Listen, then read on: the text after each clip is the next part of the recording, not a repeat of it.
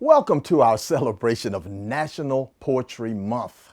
Now we take a look at another internationally acclaimed poet who left a legacy that many would follow. The lady named Frances Ellen Watkins Harper.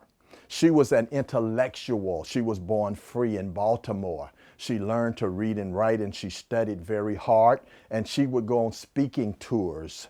She even spoke with Frederick Douglass, but she spoke throughout the Northeast, throughout the Midwest, throughout Canada, and she would write poetry. And she also wrote a novel, one of the first novels by an African-American woman named Iola Leroy. But Frances Ellen Watkins Harper wrote beautiful poetry.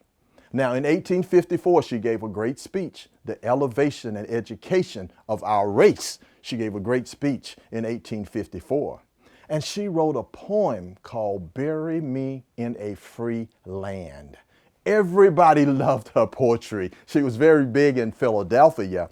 And later they have known that a lot of things that Frances Ellen Watkins Harper had done was discarded.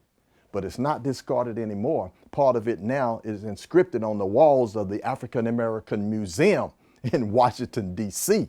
She also had books of poetry. This was the Atlanta offering that Frances Ellen Watkins Harper had written. And again, it's all poetry. Again, this legacy. She dedicated it to her mom. Her first poem was about her mother's kiss, how her mother had encouraged her and nurtured her and allowed her to be the person that she became.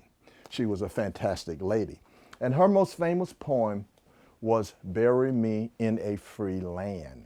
Now, I'm going to bring out my assistant, Sharon Hayes Terrell, who's been with me for over 37 years, and she's going to read that poem to you, Bury Me in a Free Land by Frances Ellen Watkins Harper.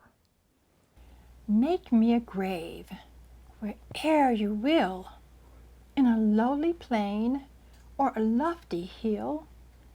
Make it among earth's humblest graves, but not in a land where men are slaves.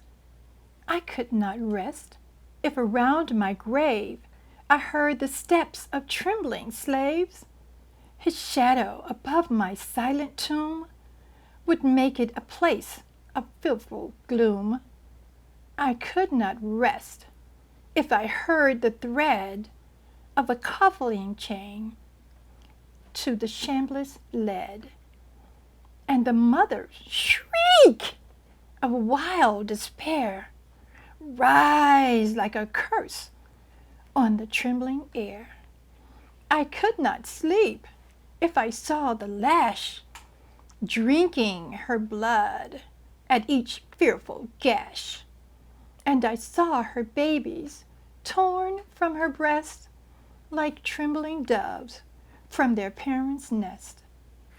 I'd shudder and start if I heard the bay of bloodhounds seizing their human prey, and I heard the captive plead in vain as they bound afresh his galing chain. If I saw young girls from their mother's arms battered and sold for their youthful charms, my eye would flash with a mournful flame. My death-pale cheek grows red with shame. I would sleep, dear friends, where bloated might can rob no man of his dearest right.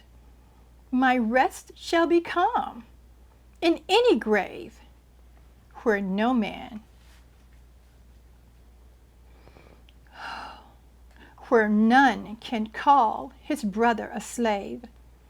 I ask no monument, proud and high, to arrest the gaze of the passer-by. All that my yearning spirit craves is bury me not in a land of slaves.